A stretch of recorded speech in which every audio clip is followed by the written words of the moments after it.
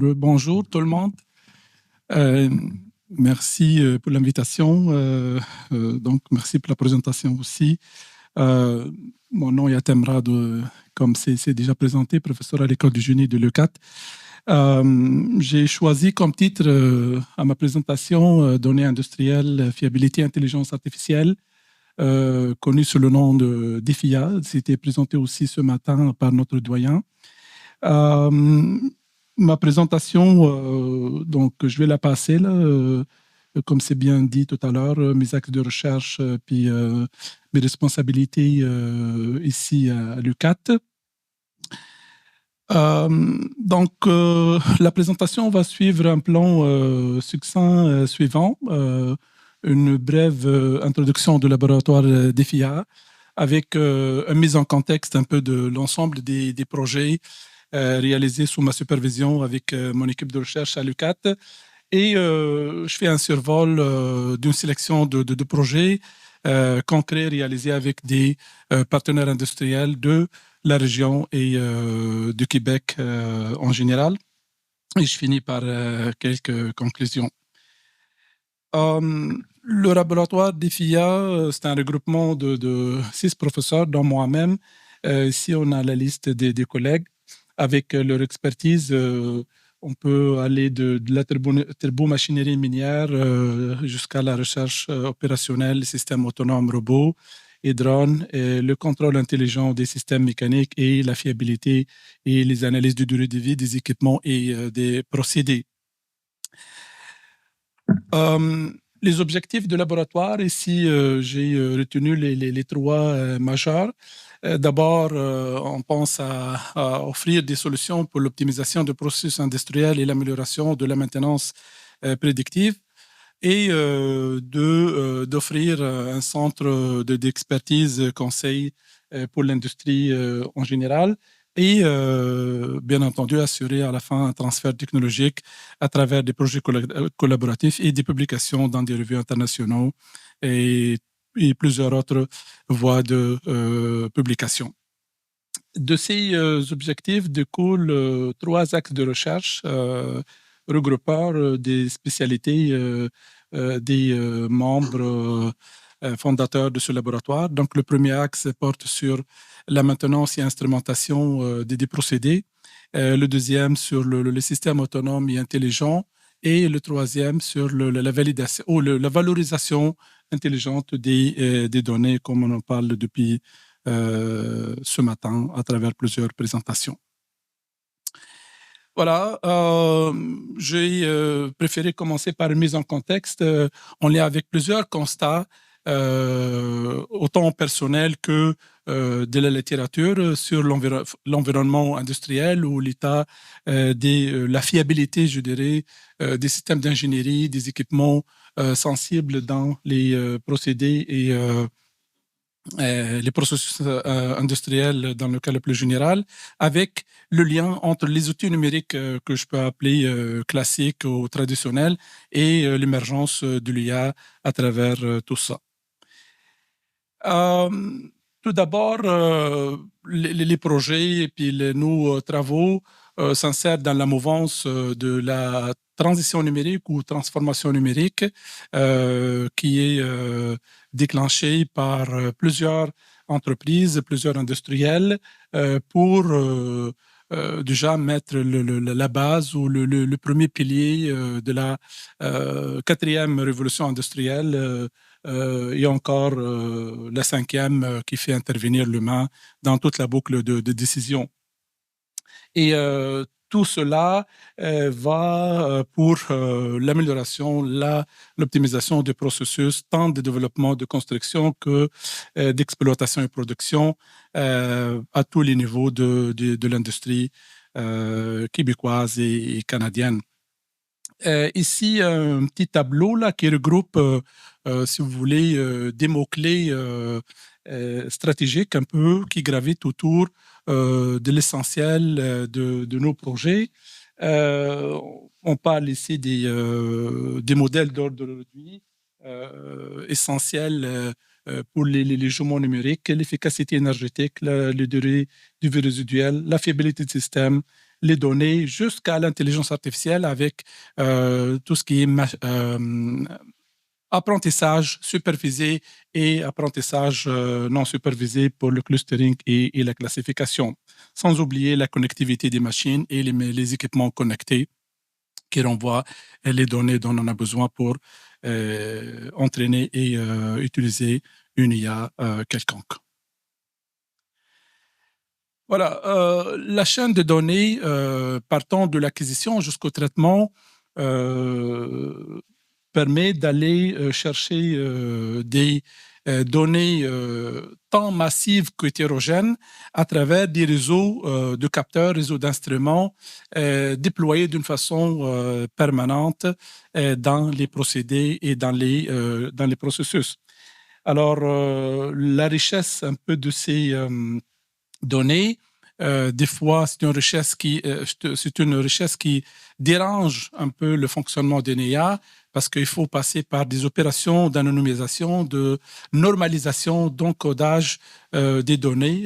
Donc là, vous voyez dans les graphiques ici, on peut avoir des images, on peut avoir des valeurs plus catégoriques, numériques, jusqu'à avoir des fichiers PDF, des Excel et toute la variété qu'on peut imaginer de données.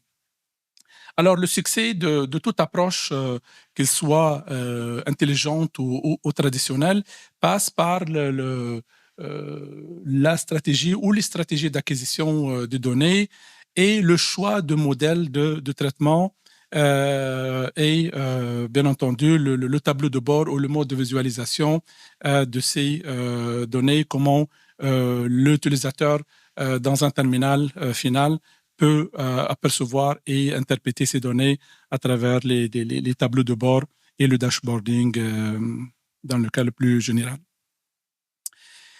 Oui, donc ce matin, même mon ami collègue Hassan aussi a évoqué ou a présenté la chaîne de prise de décision d'une IA et clairement, la présence d'un humain ici pour briser la chaîne automatisée d'un IA doit être là.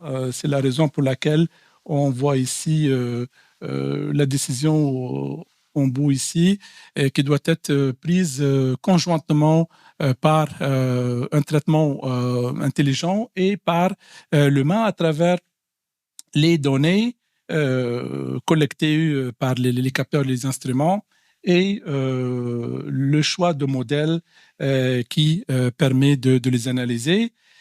L'humain intervient encore pour valider la validité de ces données à travers l'inspection et les tests expérimentaux. Donc ça, c'est notre endroit où l'humain brise ou va briser un peu cette chaîne automatisée. Des fois, c'est souhaitable pour valider chaque étape de prise de décision, mais aussi un regard, même visuel, d'un humain sur une chaîne de production veut dire que l'humain doit être présent physiquement, puis ça veut dire un salaire supplémentaire, un employé supplémentaire, et il y a des compagnies qui préfèrent ce type de dernier regard un peu sur une décision prise par l'humain. Donc, le tout, hein, l'avis des experts, l'avis des opérateurs, l'avis des fiabilistes, avec ce que recommande une IA, va plutôt être traduit dans des rapports et des recommandations pour une prise finale de la décision. Voilà, donc en ce qui concerne les outils et les modèles, j'ai établi ici une cartographie, disons, de l'évolution non chronologique par contre ici. C'est tout simplement une évolution dans les connaissances et les usages un peu de ces outils.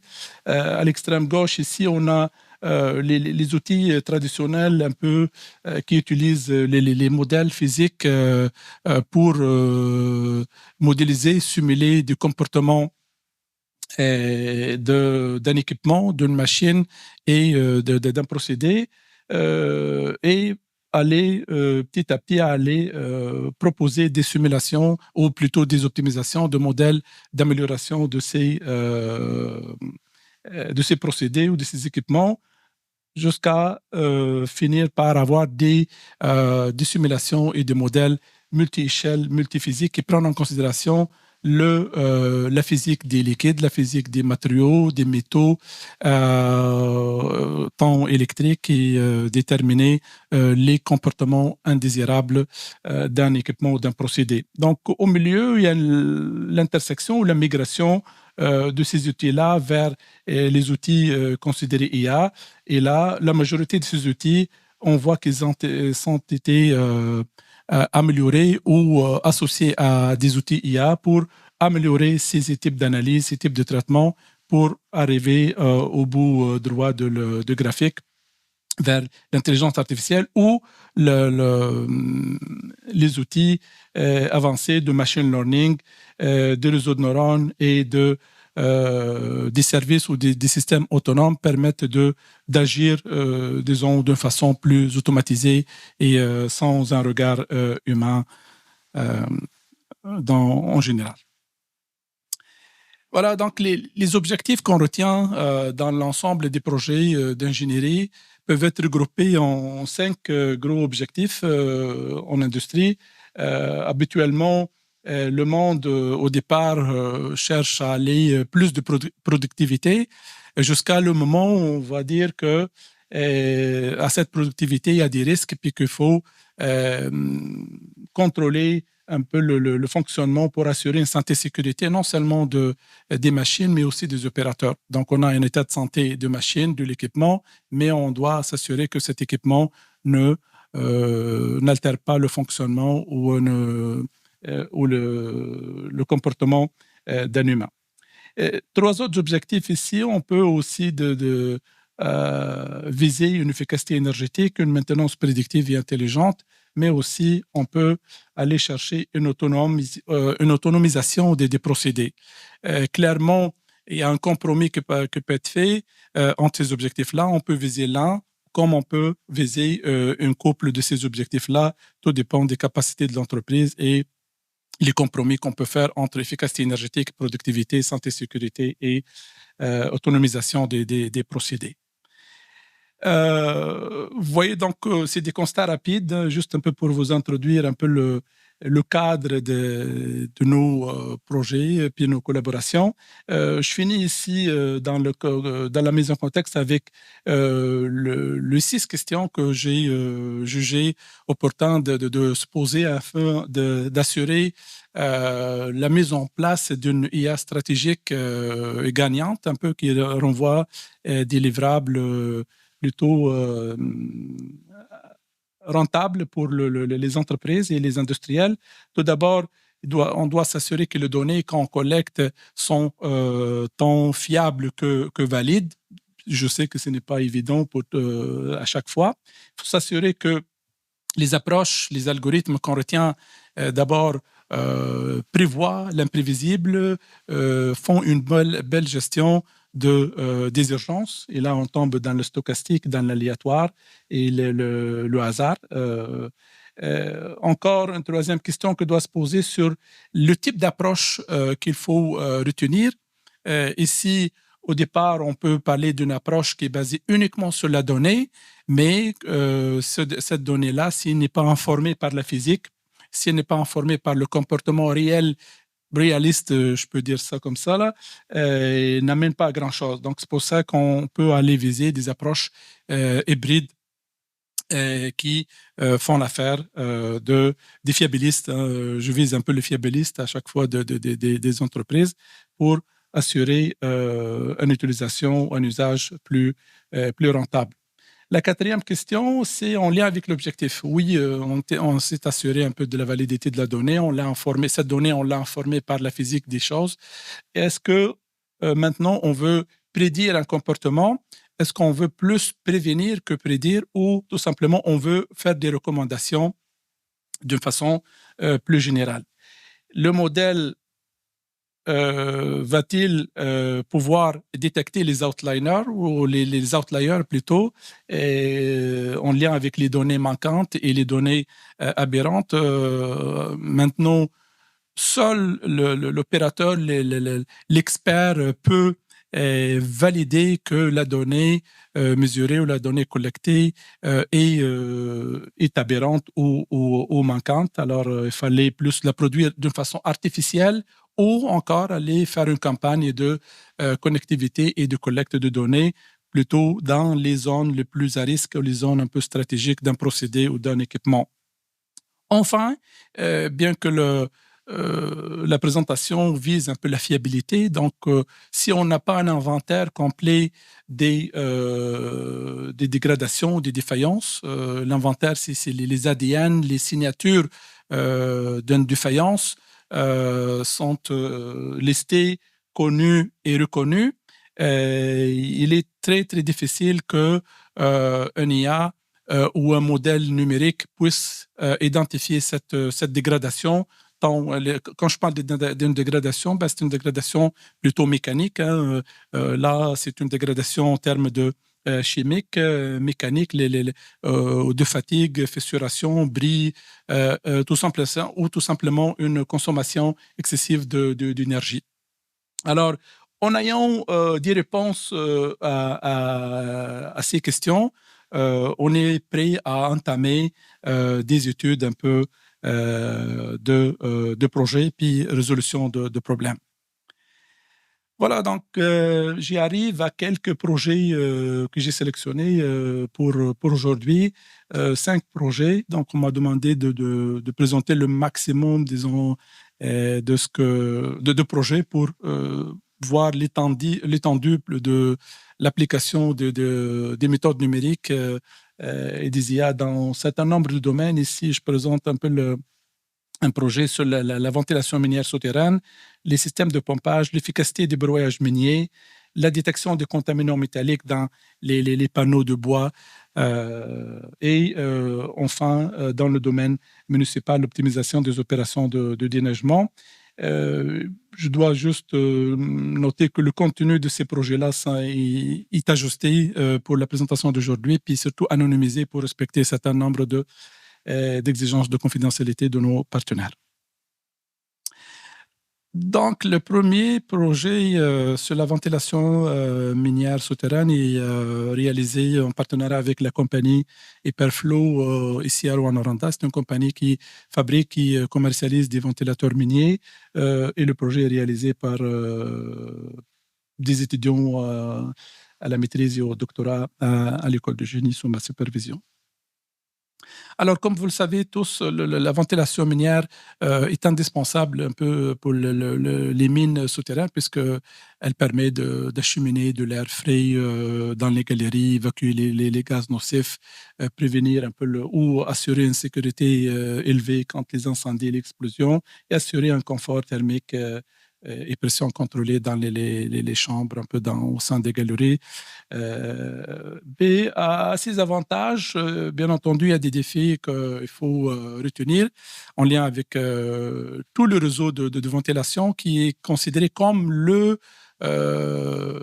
réseau, plutôt l'activité le plus énergivore dans une mine et la facture même de consommation énergétique peut être le moitié rien que dédié pour le système de ventilation.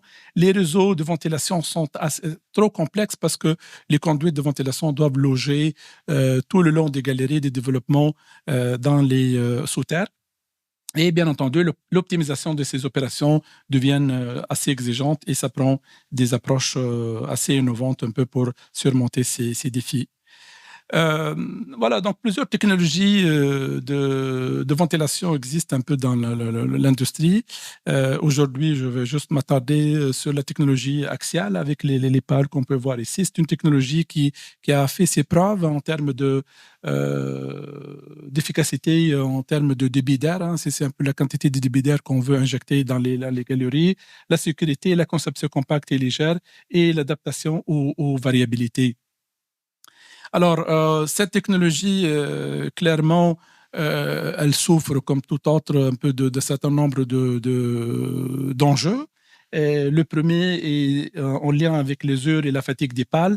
Le deuxième, il est en lien avec la déformation des supports des moteurs et du ventilateur lui-même. Ça donne une déformation plus mécanique qui engendrait carrément le bris total des ventilateurs, notamment suite à des épisodes de décrochage et de haute vibration que peut subir un ventilateur. La variation des angles d'attaque un peu des pales qui peut amener aussi une dégradation forte un peu du débit d'air fourni, même avec la même énergie consommée. Voilà, donc je passe à travers un peu un certain nombre de solutions qu'on a pu apporter dans ce sens-là. Ici, j'ai réduit un peu l'approche méthodologique puis les outils numériques qu'on a développés. On passe d'abord par une optimisation aérodynamique et structurelle des ventilateurs avec une prédiction de la propagation des fissures et la durée de vie des pales. C'est l'élément ou l'équipement le plus critique dans tout un ventilateur. Et tout ça nous a permis d'aller plus au fond à développer un modèle d'ordre réduit d'un jumeau numérique pour un système de ventilation. L'optimisation aérodynamique non structurelle ici, tout simplement, on veut aller chercher la forme de pale qui amène le maximum de flux ou de débit d'air sans se soucier pour l'instant de son comportement mécanique. On a ici une étape, ou plutôt une approche en 5 étapes qui commence par l'extraction de profil de la pompe, plutôt de pale, paramétrisation de profil et une série d'optimisations sur la forme en optimisant bien entendu les rapports portant sur traînée. Et on finit par renvoyer les profils optimisés des pales, comme c'est montré ici dans la figure suivante, ici, pour toutes les étapes ici, donc l'animation qui démontre le tout. Puis en haut, là, on peut voir juste un aperçu de ce que ça peut être une optimisation de forme avec l'amélioration des bords d'attaque, puis le profil arrondi au lieu de profil vif. En rouge, c'est les pales originales, puis on voit les profils optimisés. Également, pour avoir une prédiction de meilleures conditions de fonctionnement ou les conditions de fonctionnement optimales, nous avons opté pour une approche fluide structure, c'est-à-dire au lieu d'aller faire une analyse uniquement basée sur la fluide, l'écoulement de l'air, mais on doit voir un peu l'effet de l'air et puis les mouvements de rotation et de vibration sur la structure de la pale proprement dit. Et ça nous a permis d'identifier les zones d'instabilité et de stabilité de fonctionnement de ventilateurs. Tout ça en respectant les normes ou les courbes de performance recommandées par la norme AMCA. C'est la norme un peu qui guide un peu la turbomachinerie puis le système de ventilation un peu partout dans le monde. À l'extrême droite, ici, dans la courbe en noir, on peut voir les zones opératoires de stabilité de la pale et à gauche, plus en haut, on peut voir la zone d'instabilité qu'il faut bien entendu éviter. Donc, nos courbes, un peu pour un ventilateur spécifique, un peu de partenaire, nous a permis d'aller chercher pour 6 angles d'attaque de la pale le débit en fonction de pression générée. Et on peut voir aussi qu'on se conforme à l'allure d'abord de la courbe en identifiant la zone de fonctionnement stable, puis ici à l'extrême gauche, la zone d'instabilité.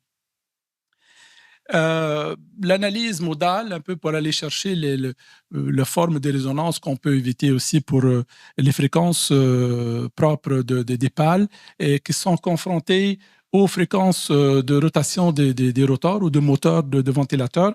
À droite, on utilise un peu le diagramme de Campbell ici pour aller identifier la première fréquence critique de retard qu'on peut voir ici à 2300 tours par minute, qui coïncide avec le premier mode propre de 313 Hz ici, qui est légèrement loin de notre vitesse de rotation opératoire de 1300 tours par minute. Donc, c'est comme ça qu'on doit s'assurer que on est hors zone de résonance ou risque de résonance, malgré que le ventilateur peut bien entendu pour une raison ou une autre tomber en résonance, puis on va avoir une rupture totale de ventilateur. Les états de collement, clairement, donc pour un ventilateur avec plusieurs conditions opératoires, sont déterminés à travers une analyse un peu de CFD ou analyse de dynamique du fluide qui permet d'aller identifier les zones d'écoulement laminaire ou c'est ce qu'on veut réellement, c'est ce que les opérateurs veulent, un écoulement fluide sans turbulence aux abords des pales. Contrairement à l'extrême droite où on peut voir aussi les états ou les conditions opératoires qui amènent des turbulences majeures ou des énergies turbulentes qu'il faut absolument anticiper ou plutôt dissiper par une façon ou une autre en agissant sur la vitesse de rotation, sur les angles d'attaque si on peut des fois le faire ou tout simplement à jouer tout simplement sur la demande en air et la résistance dans les conduites. Alors, c'est un aperçu, bien entendu, il y a beaucoup de choses à dire là-dessus. Brièvement, aussi la propagation de fissures aussi, on l'a identifié, ça a été identifié tout à l'heure un peu, on sait que la fissuration arrive au pas de pale, au pied, plutôt au pied de pale, et là, numériquement, on peut confirmer que, comme on peut le voir ici, que la fissure arrive bien au pied de la pale, puis elle se propage de la même façon en suivant un gradient de contraintes et de concentration de contraintes à travers la pale. Donc, le tout a été confirmé un peu ou validé par des observations microscopiques un peu à l'endroit où la fissuration agit et les glissements et les points d'exclusion, on peut remarquer un peu sur la métallurgie de la pale, prouvent un peu la naissance et la propagation de ces fissures à ce niveau. Voilà, donc en ayant en main ces types de ce que j'ai appelé tout à l'heure comme simulation classique traditionnelle, même si de nos jours, c'est la base un peu de tout ce qui est ingénierie, péri-ingénierie des équipements. Notre objectif un peu ici pour développer un modèle d'ordre réduit parce que les simulations que je viens de montrer prennent des heures et des heures, voire des jours, des fois, de simulation pour obtenir un peu le comportement avec le fameux couplage aérodynamique structurel et pour redonner de l'information en temps réel aux fiabilistes, un peu les opérateurs miniers qui veulent une opération instantanée, il fallait passer par un modèle d'ordre réduit. Donc, un modèle d'ordre réduit dans ce sens-là, il permet de réduire les modèles ou la modélisation, la formulation complexe, multi-paramètres, multivariables, à un modèle plus simple qui permet d'aller tester plus rapidement des scénarios opérationnels et prévenir des comportements indésirables. Donc, là, 3 étapes sont retenues un peu pour ce développement-là. La première étape, c'est ce je viens de montrer. Il y a plusieurs modélisations et des simulations numériques qui ont été faites. Puis la deuxième permet d'aller produire un modèle ROM pour le comportement fluide, le comportement statique et le comportement dynamique qui fait le couplage de tout ça, pour par la suite déployer un modèle de jumeaux dans un système complet de ventilation. Voilà, donc ça c'est un peu notre approche un peu pour le modèle réduit, pour le déploiement.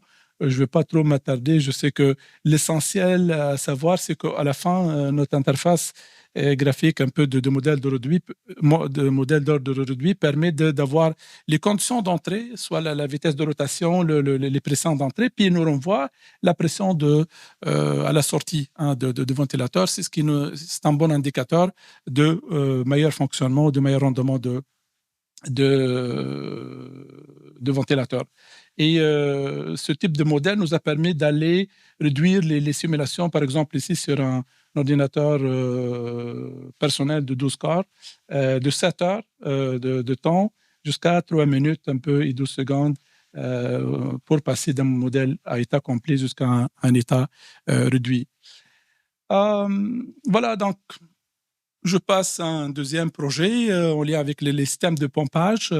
C'est un deuxième projet industriel réalisé avec la compagnie Technosob, ici encore à Rouen-Noranda, qui développe et commercialise des solutions de noyage et des pompes centrifuges. C'est un projet aussi qui est réalisé par des étudiants au doctorat et à la maîtrise. Donc, nous avons attaqué ce problème ou ce système de pompage à deux échelles complémentaires. L'échelle réseau, on doit avoir un état de criticité des conduites puis des éléments et des équipements dans un réseau, et une échelle composante où l'objectif étant d'aller identifier les mécanismes de défaillance d'une pompe centrifuge et proposer des solutions correctives pour améliorer ces défaillances-là. Donc, à l'échelle du réseau, on va voir que d'abord, comment savoir modéliser un réseau, identifier d'une façon intelligente les conduites et les pompes critiques, et de proposer un modèle de déploiement ou un réseau de déploiement de capteurs qui permet une détection et couverture précise pour identifier les défaillances encore d'une façon intelligente. Voilà, donc ça, c'est un aperçu de la variété de réseaux selon la topographie et les usages de ces réseaux-là. On a les réseaux municipaux, les réseaux industriels, pétroliers et réseaux miniers. Je vais plutôt ici introduire un peu nos résultats, un peu pour l'analyse d'un réseau de pompage. Nous avons ici développé une interface graphique de gestion et de gestion intelligente. Cette interface renvoie l'état de réseau selon différentes configurations de fonctionnement et divers scénarios de défaillance pour répondre à l'approche ou à la question what if assez bien connue. Donc, les scénarios retenus ici de défaillance sont des fuites d'eau, des blocages dans les conduites ou des pompes en panne, ou encore un rendement dégradé quelconque sur un équipement. Nous avons appliqué notre approche sur un benchmark publié, assez riche un peu de la littérature. C'est le benchmark des Town, qui contient des données sur 7 jours. Et c'est un benchmark qui comprend 999 nœuds, 443 tuyaux répartis sur 60 km et 5 stations de pompage avec 11 pompes. Donc, l'interface nous renvoie clairement à droite ici l'état des réseaux et visualisé par des isocouleurs les caractéristiques du réseau en termes de débit et pression et vitesse. Ici, clairement, nous avons utilisé le GNN, le Graph Neural Network, un peu pour aller identifier le comportement et l'état de réseau par rapport à ces caractéristiques. Pour l'identification des conduites critiques dans un réseau particulier, c'est le même réseau un peu des Town de tout à l'heure. Nous avons mis en place 3 indicateurs clés un peu pour identifier ces types de conduites. Le premier indicateur est en lien avec la profondeur de la conduite dans le sol. Le deuxième est en lien avec le volume d'eau non transportée suite, par exemple, à une défaillance. Le troisième indicateur est en lien avec la longueur des conduites affectées. Et ces 3 indicateurs ont été normalisés pour pouvoir calculer une criticité générique qui est simplement la somme pondérée des 3 indicateurs. Alors, ce qui nous permet, à la fin, de voir dans un graphique au milieu ici la criticité globale de 0 jusqu'à 1, 1 étant l'équipement ou la conduite la plus la plus critique. Et bien entendu, les conduites les plus critiques sont bien au début d'un réseau et non à l'extrémité pour des raisons évidentes.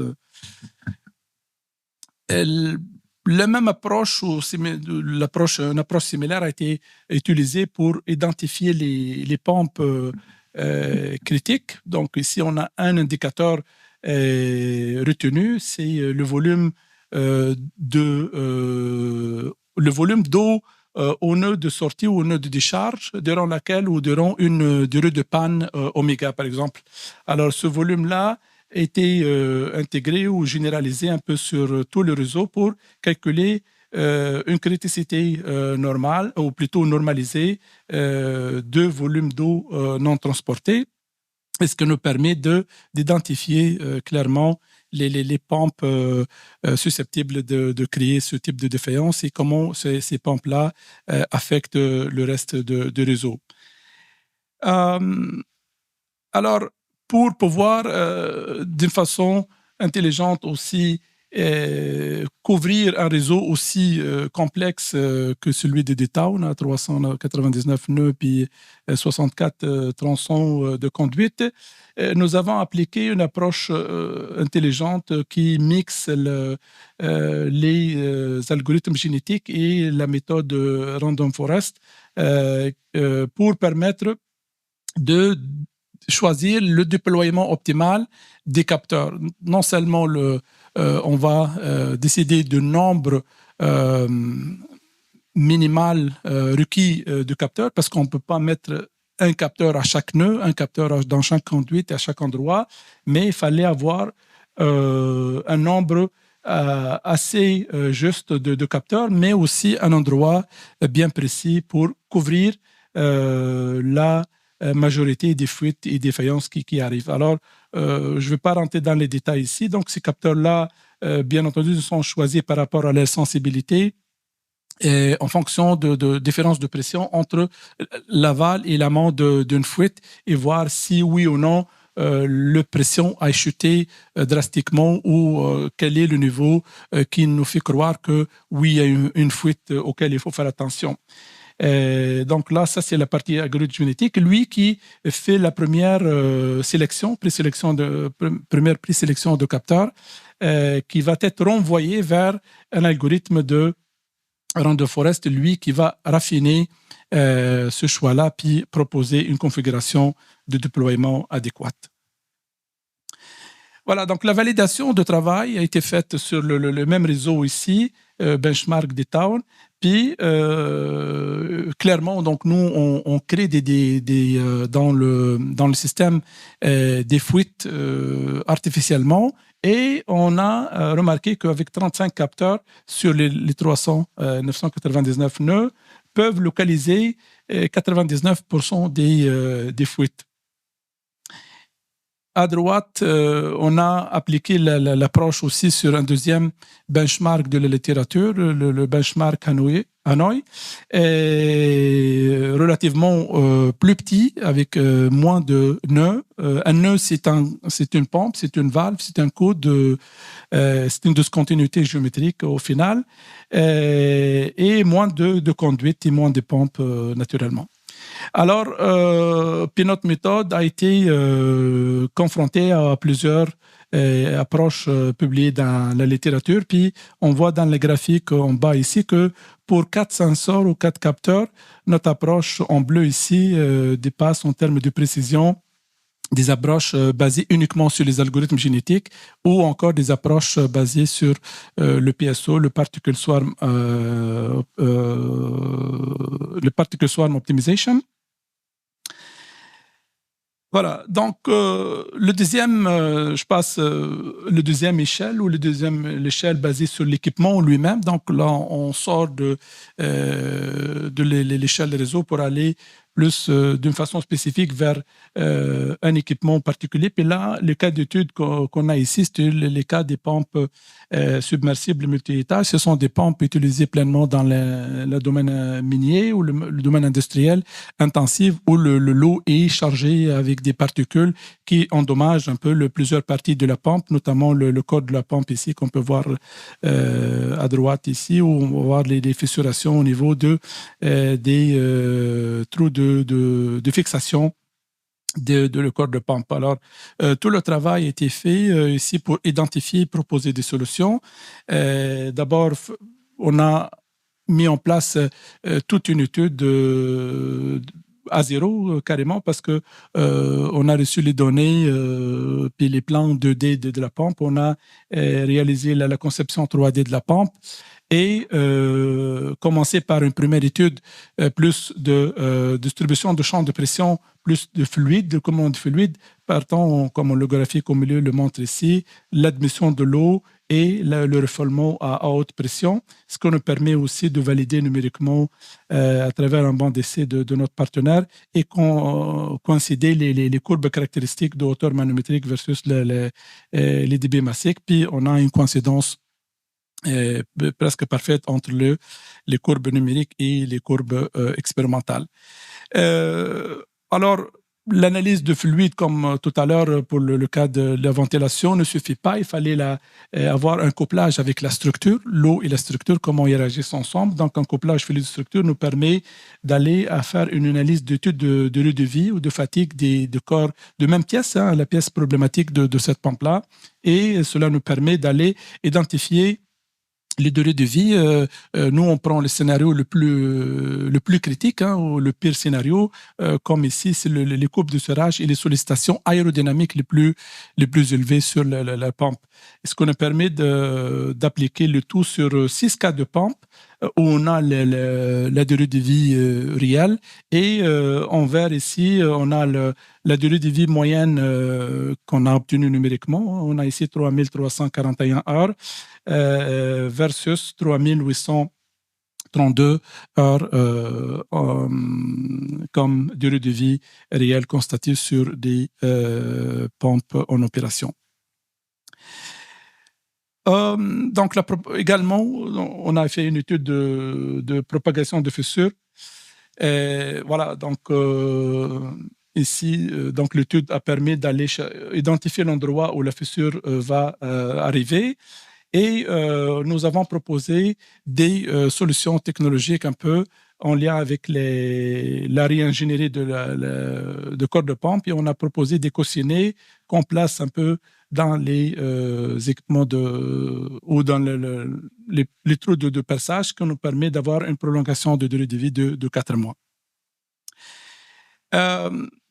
Donc, une étude aussi de clustering non supervisée a été faite un peu sur l'analyse des profils de comportement client. Donc, ça, c'est un mandat qui nous était confié par le partenaire afin de faire un profilage sur le comportement client et par rapport à leurs transactions et catégoriser les clients sous forme de clusters et de regroupements en lien avec leur fidélité. Donc, un jeu de données qu'on a analysé ici, qui comprend les coûts de réparation des pompes qui reviennent des partenaires, les suivis des réparations, les transactions de vente des clients, la classification des défaillances. Clairement, ça nous prend une étude ou plutôt une étape d'encodage et de normalisation pour les données de type numérique et catégorique, afin de pouvoir les classer.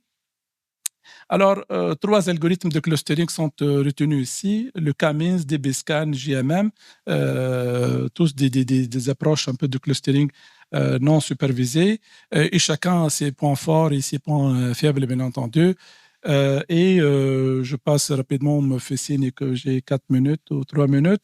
Vous voyez, 5 minutes, ouais, c'est ça, pas de souci. Donc là, clairement, les algorithmes plutôt de clustering renvoient un peu les types de clients par cluster.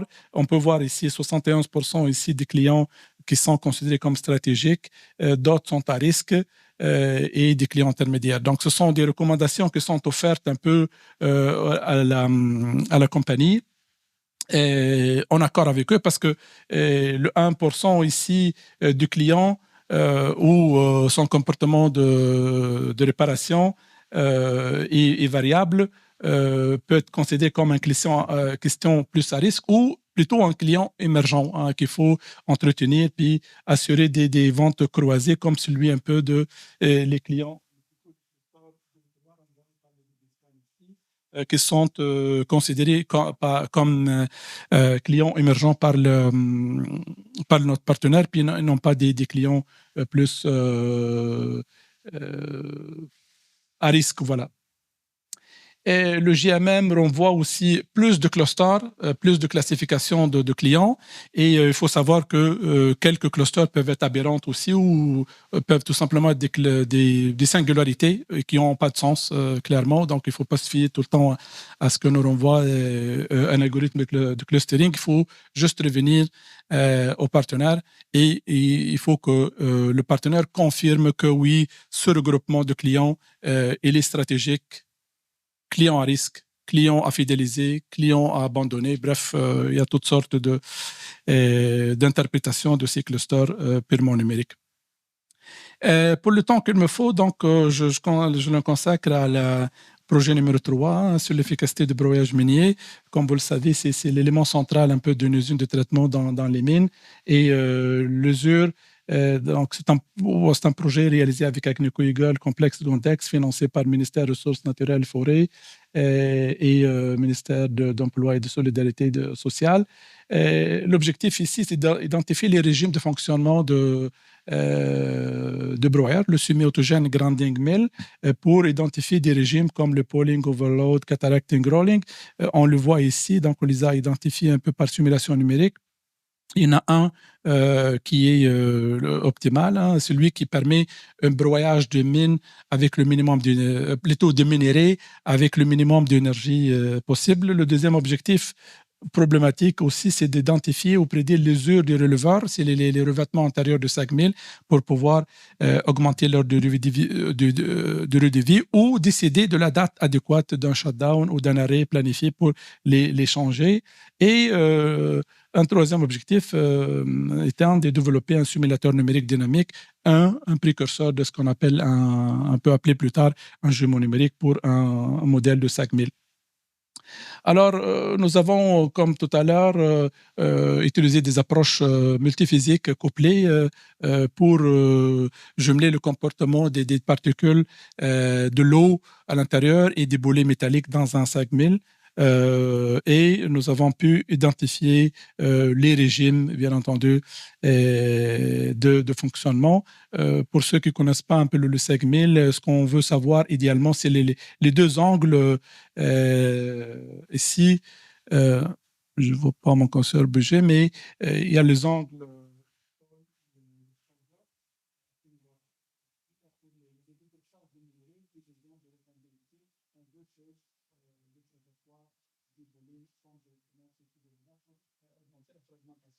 Et éviter tout gaspillage d'énergie pour des mouvements qui endommagent plutôt les revêtements et n'assurent pas une fragmentation.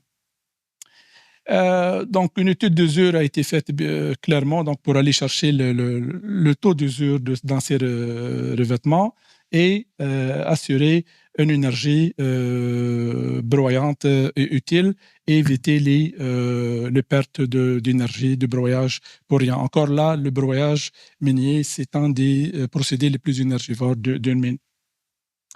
Alors, le bout il y a ici, c'est le simulateur numérique qui s'entraîne un peu sur des simulations, nos simulations sur les données qu'on reçoit des mines pour entraîner un simulateur pour pouvoir donner l'état de Saguenay, l'état de Brouwer. Comme tout à l'heure, c'est ce type de simulation, pour le cas de ventilation, le système de pompage, ce type de simulation, encore, ils prennent un peu plus de temps de simulation parce qu'il y a des milliards et des milliards de particules qu'il faut considérer ici dans la simulation. Et là, on parle de jours de simulation. Et là, un simulateur avec, bien entendu, un sacrifice en termes de performance et des fois de conditions et d'hypothèses, on arrive à identifier. Donc ça, c'est l'interface graphique de simulateur qu'on a développée pour un tableau de bord au final, donc à l'extrême gauche, qui donne pour des conditions de fonctionnement données, les angles, taille, shoulder de tout à l'heure, les taux de remplissage, le pourcentage massique et la consommation énergétique prédite un peu dans le fonctionnement. Ici, on a les perturbations, donc comment notre simulateur pourra absorber ou agit contre une perturbation en débit, en alimentation d'eau, en alimentation de minéraux, ou une variation de vitesse de rotation. Puis on va voir que les angles taille et shoulder varient face à ces observations-là. Donc tous nos résultats ont été validés, bien entendu, avec les résultats recueillis directement de la mine. Je vais sauter, bon, pas sauter nécessairement, mais c'est un projet aussi qu'on a réalisé avec Unibor, la compagnie qui développe des panneaux en bois ici à Val d'Or, pour détecter les contaminants métalliques dans les panneaux de bois. Clairement, ici, c'est des contaminants tels que des vis et des écrous ou tout autre objet métallique peut endommager les presses un peu dans l'usine, et il fallait plutôt identifier ces contaminants pour éviter un peu cet endommagement-là. Donc, nous avons créé des bases de données en images, un peu avec plusieurs fonds, plusieurs types de contaminants. On a bruité et dégradé ces images pour prendre en considération l'état des poussières, flous, vibrations dans une réalité industrielle. Et tout ça nous a permis d'aller développer un outil qui, en temps réel, identifie la présence de contaminants métalliques et de prévenir un peu ou rejeter un matelas de bois qui contient un nombre de contaminants métalliques assez élevé. Non seulement ça va endommager les presses, mais ça va endommager même ici un peu dans les usines de scierie quand on est rendu à l'étape de coupe de bois. Voilà, donc combien de temps j'en ai encore? Peut-être ouais, 2 minutes, voilà. Donc, le dernier, c'est en lien avec l'optimisation des opérations de déneigement. Et donc, c'est un projet réalisé avec la ville de Rouen-Noranda, réalisé par étudiante à la maîtrise, en partenariat avec mon collègue Shahid Habshan du groupe DFIA. Et clairement, ici, les trajectoires, puis l'optimisation des trajectoires de déneigement. Donc, je n'ai pas besoin de vous dire à quel point c'était important pour notre hiver qui vient de passer. Et puis, au final, on a recueilli un peu une base de données ou un jeu de données sur les traces GPS des camions de déneigement pour les hivers de 2023 à 2025. C'est une base qui était beaucoup bruité un peu par les erreurs un peu de coordonnées GPS un peu renvoyées, ce qui nous a permis par la suite d'aller nettoyer cette base-là. Donc, on voit ici, on ne reconnaît pas les trajectoires par rapport à des points qui sont denses, puis éparpillés, dispersés. L'étape un peu ici, bon, on utilise DBSCAN, un peu un outil un peu pour aller chercher le point central un peu par rapport à une densité de données, et ça nous a permis d'aller nettoyer la base pour avoir le réseau final des itinéraires et